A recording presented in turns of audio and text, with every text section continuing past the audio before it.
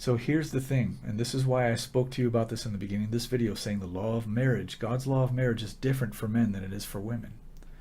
The primary difference is that it is not lawful for a woman to have more than one husband, but it is lawful for a man to have more than one wife.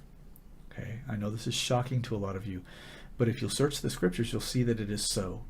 That in both testaments, the Old Testament and the New Testament, we can see that there were righteous, godly men who had more than one wife. And there's nothing in the scripture that says that that is a sin, or that it is adulterous, or that it is polygamous, like people used to use that, like to use that word polygamy. I don't use that word, and I don't acknowledge that word because it's not in the scripture. I just used it here to show you that a lot of people like to use that, but I don't use that word because it's not in the scripture. Okay. I realize that in Western society, it's against the laws of the state for a man to have two contract wives at the same time, but it is not against the law of God for a man to have two covenant wives at the same time, or three or four. It's not against the law. It's not unlawful. Okay. So, having said that, a man who has put away his wife and married another woman is now, as long as both of the women we're talking about aren't married to other men or divorced from other men, both of the women we're talking about were free to marry. They were unmarried at the time that he married them. They are both his lawful wives.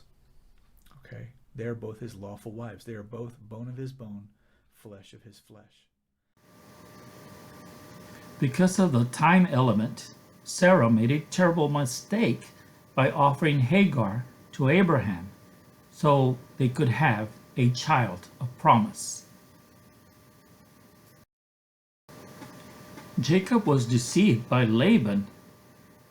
He wanted to marry Rachel, but because of the traditions of this family, they gave him Leah first, and that was a mistake. It is said that Solomon had many concubines, which resulted in his departure from the God of Israel. Not a good idea to have many wives, because, as the Bible teaches, they turned the heart of Solomon to do evil against the Lord. Fundamental Mormons believe and practice polygamy to this day. Muslims can have several wives. Offshoot cults practice polygamy also.